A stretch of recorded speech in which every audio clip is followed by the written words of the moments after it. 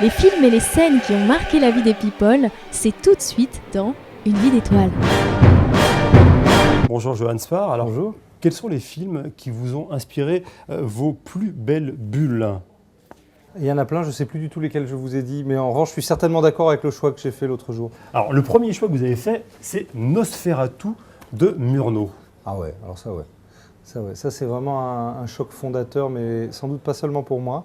Et là, on est vraiment face à un film qui est l'inverse d'un film d'intrigue, qui est presque même pour l'époque de l'arrêt essai, puisque c'est des images fortes collées les unes derrière les autres. Et il y a parmi, à mes yeux, en tout cas, les séquences les plus effrayantes de l'histoire du cinéma, par exemple. D'accord. Alors justement, on va parler des scènes. Quelle est la scène qui vous a le plus marqué du film? Il y en a une qui me terrorise, mais encore aujourd'hui, et elle est très simple, c'est l'arrivée de la calèche. Donc le jeune homme arrive, il va chez le comte Dracula qui s'appelle Nosferatu dans cette histoire, et une calèche arrive avec une espèce de faux ralenti ou de je sais pas quoi, et il y a Max Schreck, donc le comédien qui joue Dracula, qui est aux commandes, et je sais pas, ça fait hyper peur.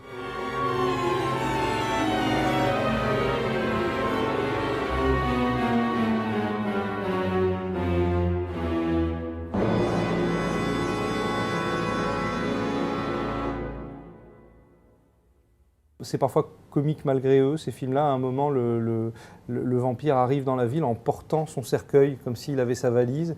Alors évidemment, avec tout le symbolisme que ça peut avoir, il amène la peste, il amène le communisme, il annonce peut-être les caricatures anti-juives qu'il y aura 20 ans après.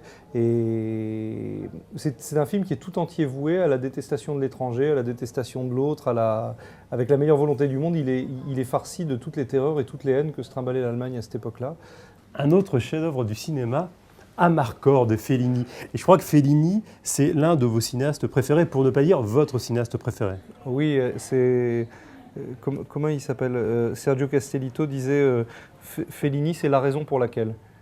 Ce qui me touche beaucoup, c'est quand on met en scène des enfants dans un monde de grands et quand le film ne s'adresse pas forcément aux enfants. Il y a ça dans Les 400 coups, il y a ça dans Radio Days. Et il y a ça dans Gainsbourg, Vie héroïque. On a essayé, c'est-à-dire là il y a peut-être une volonté subversive, c'est de plonger l'enfant dans un monde d'adultes et d'arrêter de séparer ce qui s'adresse aux enfants et ce qui s'adresse aux grands.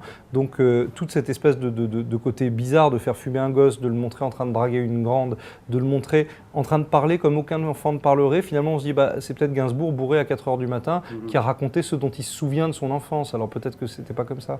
Et c'est vrai que les scènes de branlette dans Amarcord, c'est drôle, et quand on a eu la chance de le voir ado, parce que quand j'étais petit, je regardais les ciné-clubs à la télé et tout ça, ça dédramatise beaucoup de choses. Moi, je ne crois pas beaucoup aux gens qui vont nous expliquer le monde, surtout passé 30 ans. En revanche, ceux qui le dédramatisent, ils méritent beaucoup de gratitude. Alors pour finir, on a inversé le processus et on a demandé aux internautes quel film et quelle scène vous, Johan Sfar, vous leur inspiriez. Donc on va regarder celle qui a remporté le plus de suffrages. Vous êtes prêts? Absolument.